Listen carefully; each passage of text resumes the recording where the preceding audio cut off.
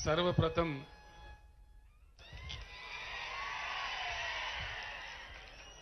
महाराष्ट्र राज्य के इस पावन भूमि को, पावन धरती को मैं प्रणाम करता हूं।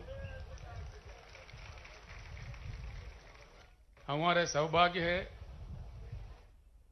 मेरे साथ आए हुए मंत्रिमंडल, आमदार खासदार तेलंगाना राज्य के बालके जी ने हमारा बहुत ही अच्छे अंदाज में स्वागत किया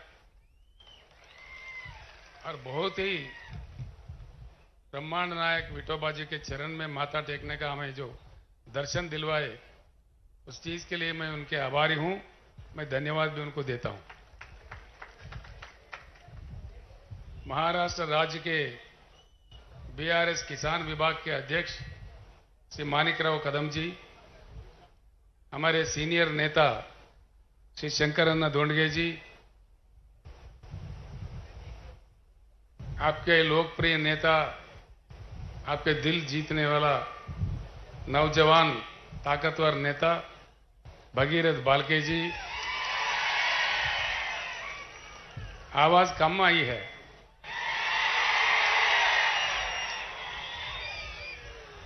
ये भगीरथ है, आगे चल के पूरे चंद्रबाग का पानी मंगलवाड़ में लाने वाले हैं।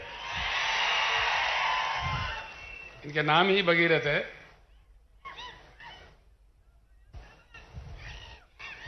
मंच पर उपस्थित नेतागण, सभा में उपस्थित भाइयों बहनों और माओं, मैं आप सभी को प्रणाम करता हूं। इन दिनों मैं एक प्रार्थना सबसे पहले आपसे करूंगा। मेरे जो भी शब्द है आपके सामने, आप सुन के यहीं मत भूल जाइए। अपने गांव जाके जरूर अपने मित्र और अपने फैमिली में चर्चा कीजिए, अपने गांव में चर्चा कीजिए। इतना मेरा प्रार्थना है। इन दिनों एक बात मुझे बहुत सताता है। मैं हर सभा में कह रहा हूं महाराष्ट्र में कि आज हमारे देश के लक्ष्य क्या है, भारत का लक्ष्य क्या है।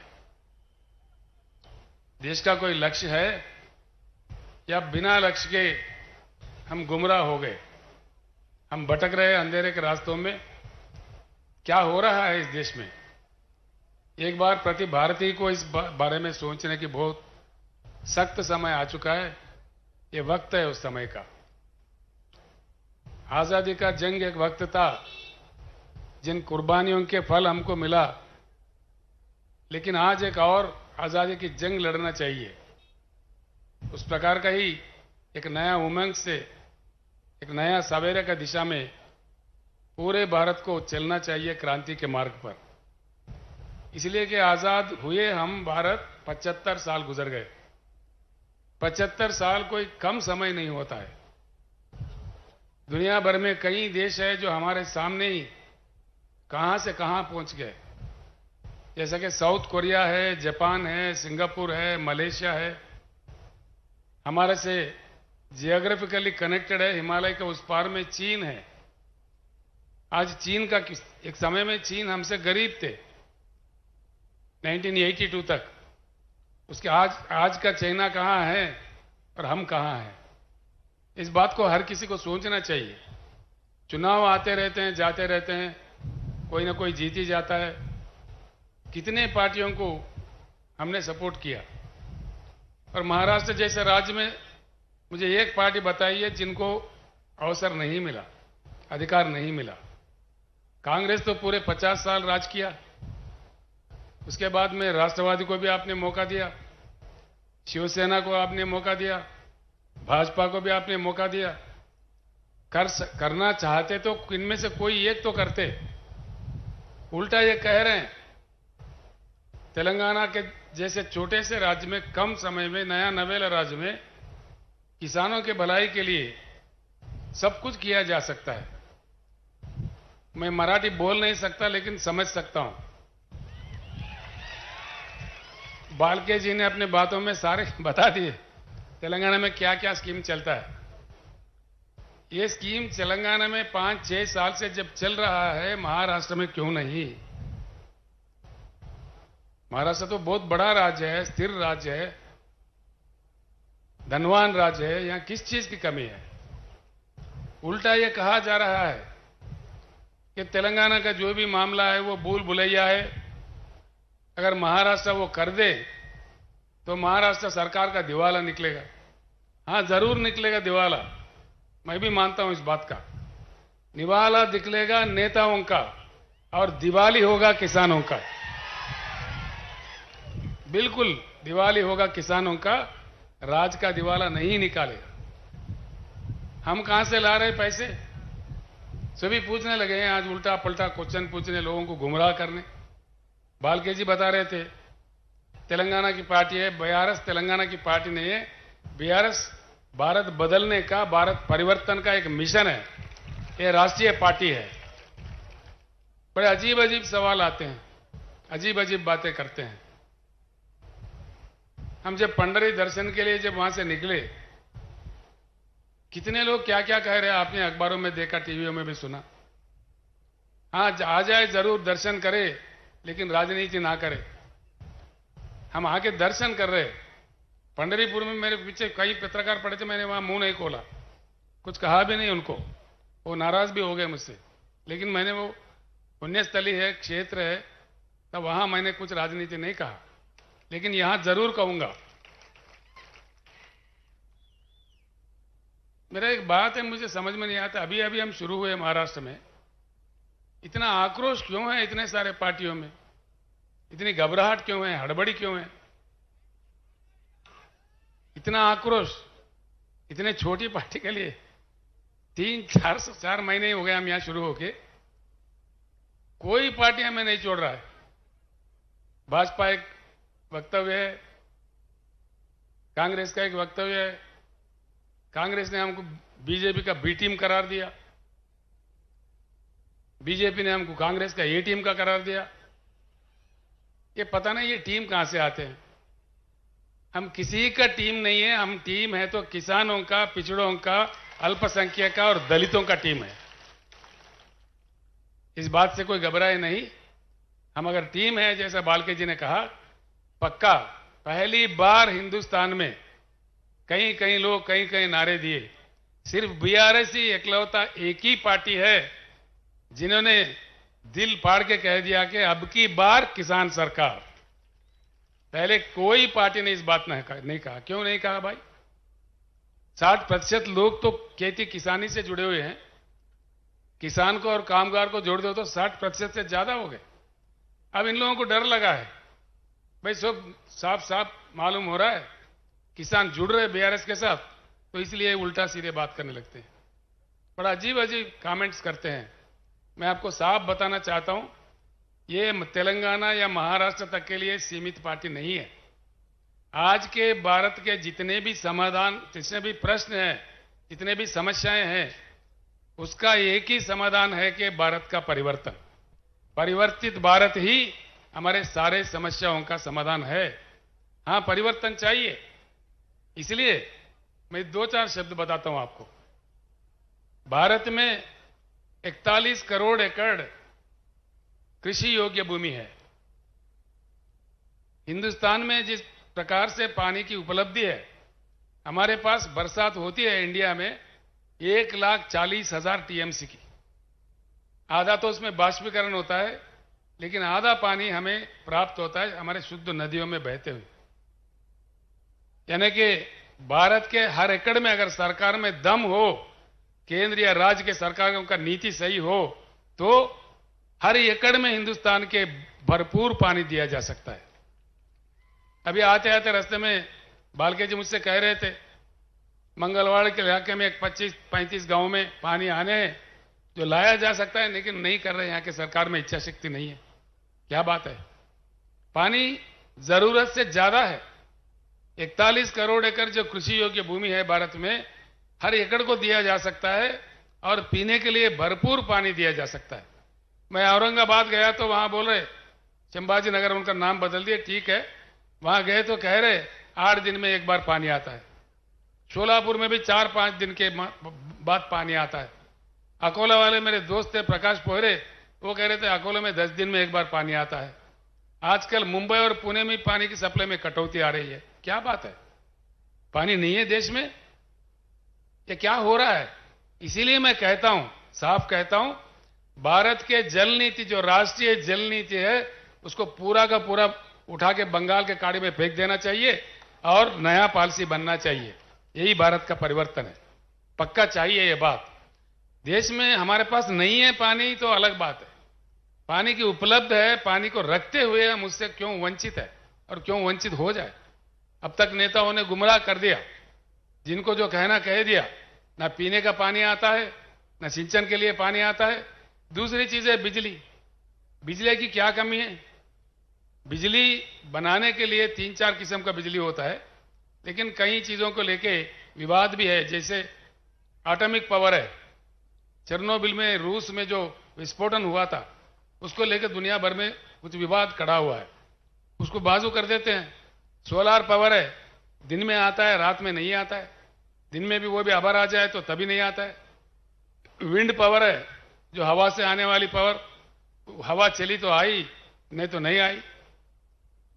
हाइड्रो इलेक्ट्रिकल पावर है, वो सिर्फ बारिश में जब नदियां बहने लगते हैं, प्रोजेक्ट भर जाते हैं, तभी कुछ मात्रा में मिलता है।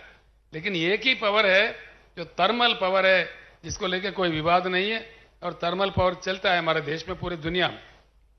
थर्मल पावर बनाने के लिए जो कोयला चाहिए, वो कोयला हमारे देश में अब तक पाया गया रिजर्व्स, कोयला रिजर्व्स हिंदुस्तान में 361 बिलियन टन का कोयला का उपलब्धि है। मैं यही बात आपसे विनम्र पूर्वक प्रार्थना करता हूं, मेरे बात को जरूर चर्चा में ले आए गांव में, कि जरूरत से ज्यादा पानी है। केसीआर ने कहा यह सच है कि झूठ है, चर्चा कीजिए, उसका निकालिए, पढ़े लिखे लोगों को पूछिए, इरिगेशन अधिकारियों से पूछिए। भारत में बिजली, आप चौंक पड़ोगे, आप चौंक जाओगे। जो आपके केंद्र सरकार, पीछे का केंद्र सरकार, राज्यों के सरकार जो गुमराह कर रहे हैं, जो निजीकरण कर रहे हैं, वो सरासर गलत है। इसलिए मेरा प्रपोजल है, भारत परिवर्तन का यह भी एक हिस्सा है, पूरे राष्ट्रीय ऊर्जा पॉलिसी को भी बदल देना चाहिए।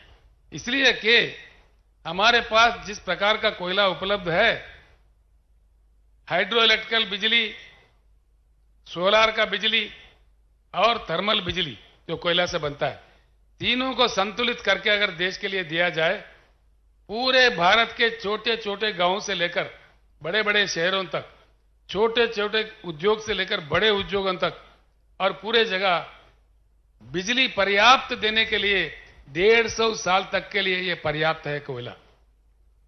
ये मेरे आंकड़े नहीं है, ये मेरी कल्पना नहीं है, ये केंद्र सरकार के आंकड़े हैं, कोयला मंत्रालय के आंकड़े हैं। इसलिए मैं बार बार कह रहा हूं, इस बात को आप अपने गांव में चर्चा कीजिए। क्यों हमको गुमराह किया जा रहा है? बिजली दे सकते हुए, बिजली बना सकते हुए क्यों निजीकरण कर दे रहे बिजली कंपनीज को? और हमारे देश में इतना भरपूर कोयला है जो 150 साल तक के लिए पर्याप्त है, उसके बावजूद क्यों कोयला ऑस्ट्रेलिया से मंगाया जा रहा है? क्यों कोयला आज कई अन्य देशों से मंगाया जा रहा है? इस बात को हमको समझना चाहिए। ये रूट मुद्दे हैं। इसलिए मैं आपसे प्रार्थना करता हूं, किसान भाइयों, हम जब तक एकत्रित ना हो, हमारा समस्या का कोई समाधान नहीं निकलेगा। बड़ा दुख होता है, इतने धनवान महाराष्ट्र राज्य में किसान का आत्महत्या रोज का 8 का 7 का 9 का 10 का आंकड़ा में जाता है। क्या यही हमारा किस्मत है किसानों का?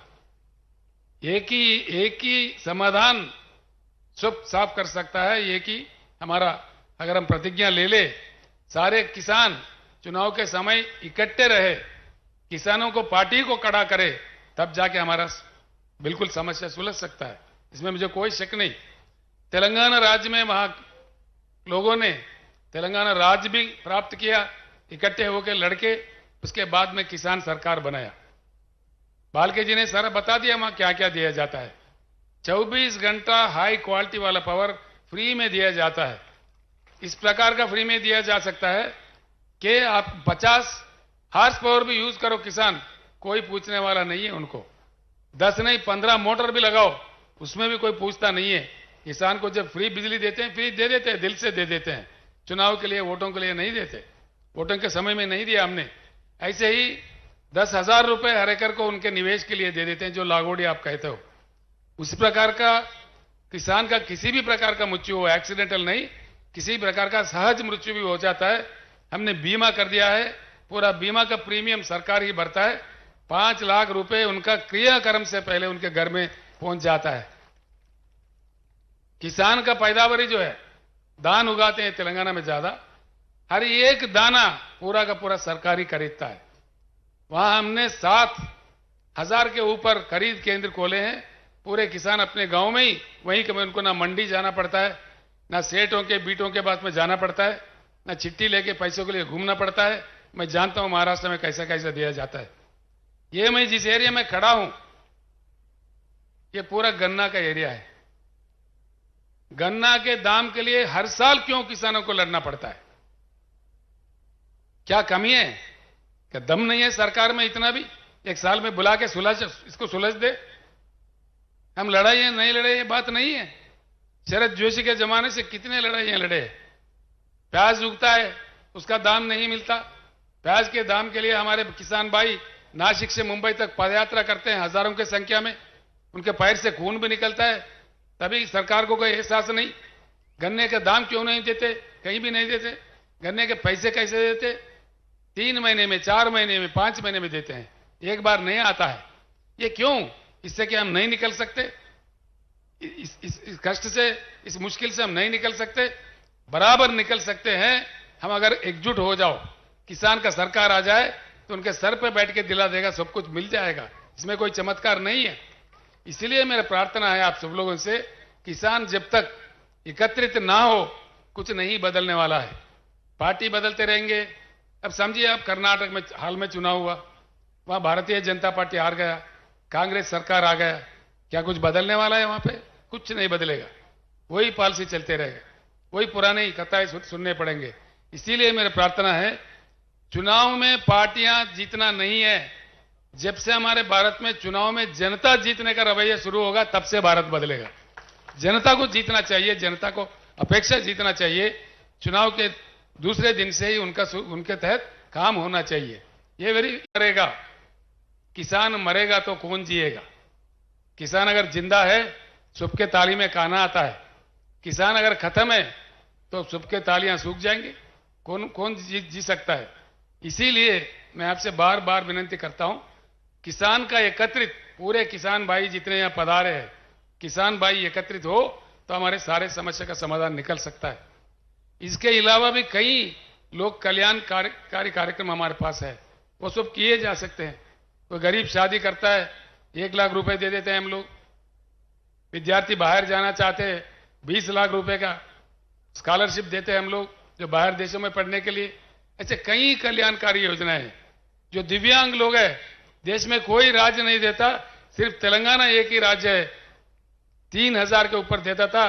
तेलंगाना दशाब्दी उत्सव में मैंने अभी अनाउंस किया, उनको 4000 मिलेगा पर महीने। यहां पे पेंशन क्या मिलता है? मेरे ख्याल से कोई 600 रुपए मिलता है। तेलंगाना में हम 2000 रुपए पेंशन देते हैं। मैं महाराष्ट्र वासियों को, जो पेंशनदार है, उनको खुलकर कहता हूं, महाराष्ट्र में बीआरएस का सरकार लाओ, पूरे किसान के काम भी हो जाएंगे और वेलफेयर मेजर्स भी। आपको पेंशन 2000 मिलेगा, बाजाब्ता मिलेगा, किसी का दिवाला नहीं निकलेगा, बिल्कुल बाजाब्ता आराम से दे सकते हैं। ये सारे चीज हो जाएंगे। सारे चीज संभव है जबकि हम एकत्रित हो। दलित वर्ग हमारे देश का एक अंग है, उनको हमने पीछे रखा है, वो हमारा ही पाप है। उस पाप को हमको धोना पड़ेगा, कोई अन्य आके नहीं करेगा। अमेरिका देश में काले लोगों को गोरे लोगों ने बहुत सताया था, बहुत रुलाया था, बहुत उनको वंचित किया था। लेकिन अमेरिका समाज में जागृति आने के बाद एक ब्लैक, मतलब यानी काले जाति के रहने वाले बराक ओबामा को देश के अध्यक्ष बना देके उनका अपने पाप को धोया है। यह भी भारत में चेतना आना चाहिए। हमारा दलित भाई वंचित ना रहे, उनके भी उद्धार होना चाहिए साथ साथ में। जब तक वो ऐसे रहेगा, पिछड़े रहेगा, ये भारत के चेहरे पे एक दाग रह के बन जाएगा। इसको भी मिटा देना कोई दूसरा देश वाला नहीं करेगा, ये हमारा ही कर्तव्य बनता है, हमारा ही दायित्व बनता है। यहां के पार्टियां पूरे प्रस्तापित है, इनको क्या डर है समझ में नहीं आता, क्यों ऐसा करते हैं समझ में नहीं आता, क्यों उल्टा सुल्टा बात करने लगते। हमारा जो एजेंडा है उस एजेंडा पे बात करो, उस एजेंडा डिस्कस करो। देवेंद्र फडणवीस जी जो भूतपूर्व मुख्यमंत्री, अब के उप मुख्यमंत्री है, नांदेड़ में पहली बार जब मैं आया था तो उन्होंने कहा था, केसीआर जी आपका यहाँ क्या काम है? आपका तो काम तेलंगाना में है। मैंने कहा भैया मैं भारत के नागरिक हूं, कहीं भी जाके काम कर सकता हूं, मैं यहां किसान के उद्धार के लिए आया हूं। अगर मुझे नहीं चाहते हो, तेलंगाना एजेंडा मक्की का मक्की 100% इंप्लीमेंट करो, मेरा काम खत्म, मैं मध्य प्रदेश चले जाऊंगा, महाराष्ट्र नहीं आऊंगा। उसका जवाब नहीं है उनसे, उसका जवाब आता ही नहीं है। उनको कहना चाहिए कि बिल्कुल हम अमल करेंगे, नहीं करते। केंद्र सरकार एक 6,000 रुपए देते हैं, वो भी कम लोगों को, कम किसानों को। हमारे पास कोई ऐसा अभेद नहीं है। पूरे किसान जितने भी है 70 लाख किसानों को हम रईत बंधु जो स्कीम है 10,000 देने वाला, छोटा बड़ा सब किसानों में देते हैं, कोई भेदभाव नहीं है उसमें। इसी प्रकार का यहां भी आना चाहिए। लेकिन जैसा बीआरएस ने प्रवेश किया महाराष्ट्र में, फिर 6,000 का ऐलान हुआ। वो किसको देंगे? जो किसान सम्मान निधि मिल रहा है उन्हीं को देंगे, बाकी को नहीं देंगे। वो भी पूर्ण रूप से नहीं, 2-2 हजार करके 3 किस्तों में देते हैं। हमारे पास ऐसा नहीं है। फसल को 5,000 एक देते हैं निवेश के लिए, फिर दूसरा फसल के दूसरा दे देते हैं। मुफ्त में पानी देते हैं, मुफ्त में बिजली देते हैं, और हर दाना उनका खरीदते हैं। खरीदते भी कैसा? सीधा उनके बैंक में जाता है। आप लोग प्रसन्न हो जाएंगे मेरे बात सुनकर। तेलंगाना में मैंने देखा है, मुख्यमंत्री बनने के बाद 2 साल किसानों का जो कष्ट है, मुश्किल है, मैंने देखा है। उसके बाद में पूरी तलाटी व्यवस्था हमने बर्खास्त कर दिया है तेलंगाना में। तलाटियों का जो काम है आप जानते हैं, हमारी भूमि उनके नाम पे लिख दे, इनका भूमि उनके नाम पे लिख दे। वहां पूरा तलाटी व्यवस्था ही बर्खास्त कर दिया, कानून बना के। उनके पेट में नहीं मारा हमने, दूसरे डिपार्टमेंट में उनको नौकरी दिया, और तलाटी व्यवस्था निकाल के धरणी बोल के एक पोर्टल लाके सारे जमीन का रिकॉर्ड हमने डिजिटलाइज कर दिया। उसके लिए उस माध्यम से ये सुविधा होता है किसानों को। धान खरीदते हैं, किसी के पास फिरने की जरूरत नहीं है, सीधे किसान के बैंक अकाउंट में जाता है। जो 5,000 हर फसल के लिए हम निवेश के लिए देते हैं, वो भी सीधा, ना दरखास्त देना है, ना दफ्तर जाना है, सीधा उनके बैंक अकाउंट में जाता है, हैदराबाद से जाता है। किसान का जो बीमा है उसके लिए कहीं दरखास्त नहीं देना है, सीधे उनके अकाउंट में बैंक में चले जाता है। ये संभव बात है। ये बात जब तेलंगाना में हो रहा है, महाराष्ट्र सरकार क्यों नहीं कर सकता? यही मेरा क्वेश्चन है, यही मेरा सवाल है। सिर्फ महाराष्ट्र ही नहीं, मध्य प्रदेश में क्यों नहीं, उत्तर प्रदेश में क्यों नहीं, पूरे अन्य भारत में क्यों नहीं? ये संभव होते हुए भी एक राज्य में, हिंदुस्तान के एक हिस्सा में हो रहा है, बाकी भारत में क्यों नहीं? इसीलिए मैं आप तमाम लोगों से, सभी लोगों से मैं प्रार्थना करूंगा, ये पूरे भारत के किसानों के जंग है, उनके प्रतिनिधि है बीआरएस पार्टी।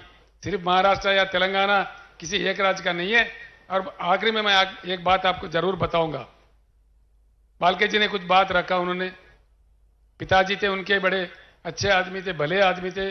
3-3 बार आपने आपके प्यार दिया, उनको जिताया, उनकी मृत्यु हो गई, भगवान ने हमारे साथ नहीं रखा उनको मैं आश्वासन देता हूं, बिल्कुल मैं उनसे बड़ा हूं, उनको पूरा आशीर्वाद मेरा उनके साथ होगा, बालके जी के साथ। आज हम पूरे तेलंगाना राज्य को लाके यहां विठोबा जी के दर्शन करवाए, घर बुलाए, और खाना भी खाएंगे हम लोग जाके, आप लोग भी खाएंगे, हम लोग भी खाएंगे। इतना हमारे साथ जो खड़े हैं, पश्चिम महाराष्ट्र के जो दरवाजा खोले हैं बालके दादा, उनके पूरा हमारे साथ होगा, हमारे आशीर्वाद उन पे होगा, हम पूर्ण तरीके से उनके साथ होंगे। आप सब लोग भी साथ दीजिए। एक युवा नौजवान, क्या चाहिए, नौजवान लीडर है, नौजवान नेता है, उनका काफी भविष्य है। ये एमएलए चुने जाते हैं तो एमएलए नहीं रहेंगे, मैं आश्वासन देता हूं, इनको मंत्री पद भी मिल सकता है, काफी ऊंचा भी जा सकते हैं। आगे चलकर बहुत बड़ी उनकी तरक्की हो सकती है। उनकी तरक्की यानी पंढरपुर मंगलवार कॉन्स्टिट्यूंसी की तरक्की है, सोलापुर जिले की तरक्की है, महाराष्ट्र राज्य की तरक्की है। बालके जी का व्यक्तिगत तरक्की नहीं है, उनको भगवान ने जो दिया है, उनको कोई खाने की कमी नहीं है, लेकिन पूरे राज्य का विकास, पंढरपुर का विकास, हर चीज का विकास उनके जरिए हो जाएगा। ये युवा है, मैं इनसे बहुत बड़ा हूं, इसे युवा लोगों का मार्गदर्शन में पूरे किसान एकत्रित होके आप चल पड़े तो हर चीज संभव है, कोई असंभव नहीं है, कोई नहीं होने वाला कार्य नहीं है। ये एक बात मैं अंत में कहूंगा, हम जब फल के अपेक्षा करते हैं, फल का ही पौधा लगाना चाहिए। कई महान संतों ने कह दिया है कि बोया पेड़ बबूल का, आए कहां से आम। आम का अपेक्षा है तो आम का पौधा लगना चाहिए। कांटों का पेड़ पौधा लगा के फल का अपेक्षा करे, हमको नहीं मिलेगा। गाय से दूध लेना है तो गाय को घास दीजिए, गधों को घास दे दो और गाय को दूध पूछो कहां से मिलेगा हमको। हमारे वोट में वो ताकत है, वो दम है। हम बटे नहीं गए तो बिल्कुल हमारा काम बन जाएगा। मैं आपके भाई हूं, आपका बेटा हूं, मैं अपने आप में किसान हूं और मैं गर्व करता हूं, फख्र करता हूं। भगवान ने मुझे किसान के घर में जन्म दिया, किसान के घर से ही मैं पैदाइश हूं। किसान होने का मैं फख्र करता हूं, बिल्कुल फख्र करता हूं। मुझे फख्र है किसान होने के लिए, इसीलिए मैं खुद किसान में हूं, इसीलिए मैं किसान का दुख दर्द समझ सकता हूं। लोग बोलते वहां के मराठवाड़ा के, विदर्भ के लोग बोलते पश्चिम महाराष्ट्र ठीक है। मैंने कहा भैया पश्चिम महाराष्ट्र में क्या मुफ्त में बिजली मिलता है? मिलता है? 24 घंटा मिलता है? 1 घंटा भी नहीं मिलता है। लागोड़ी मिलता है? नहीं मिलता ना? मुझे सुनने नहीं दे रहे। नहीं मिलता। तलाटी रखे के बर्खास्त करे? बर्खास्त करना चाहिए। जो बर्खास्त करना चाहिए हाथ उठाइए एक बार। कैमरा वाले उधर देखो भाई, कैमरा वाले उधर घुमाओ। जनता क्या चाह रही है वो बता दो पूरी दुनिया को।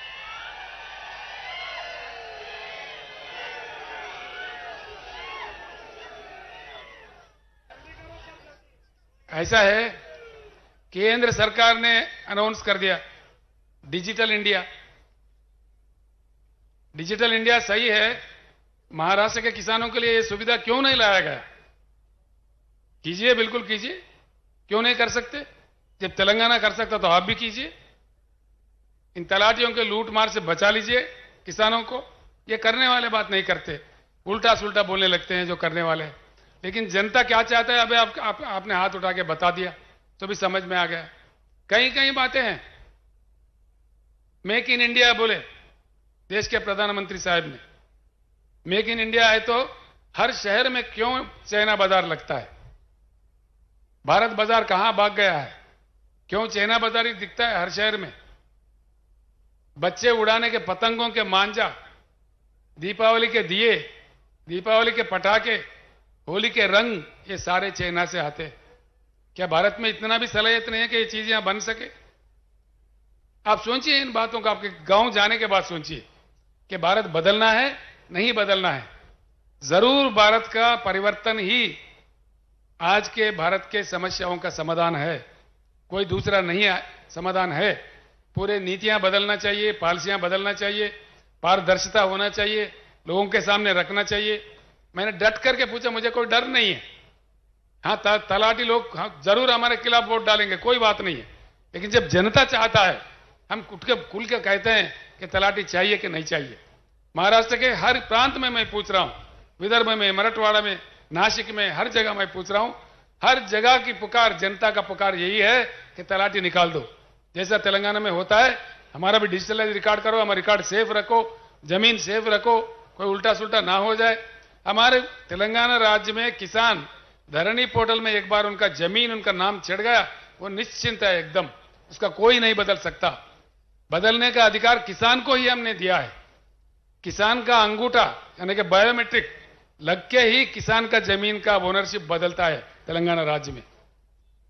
उसका कोई तलाटी नहीं बदल सकता, कोई रेवेन्यू इंस्पेक्टर नहीं बदल सकता, तहसीलदार नहीं बदल सकता, डिविजनल ऑफिसर नहीं बदल सकता, कलेक्टर भी नहीं बदल सकता, रेवेन्यू सेक्रेटरी भी नहीं बदलता, रेवेन्यू मंत्री भी नहीं बदलता, चीफ सेक्रेटरी भी नहीं बदल सकता, चीफ मिनिस्टर भी नहीं बदल सकता।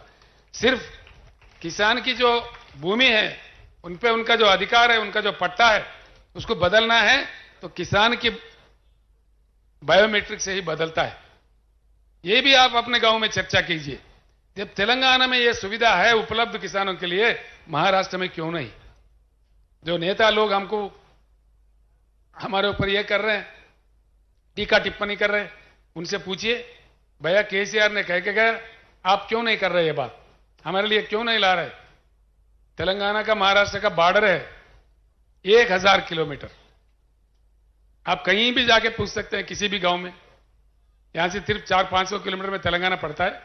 बालके जी से मैं रिक्वेस्ट करता हूं, हर तहसील से एक बस या 2 बस, एक बस में महिला, एक बस में पुरुष आ जाए, बिल्कुल आकर वहां के पूरा 1-2 दिन घूमे।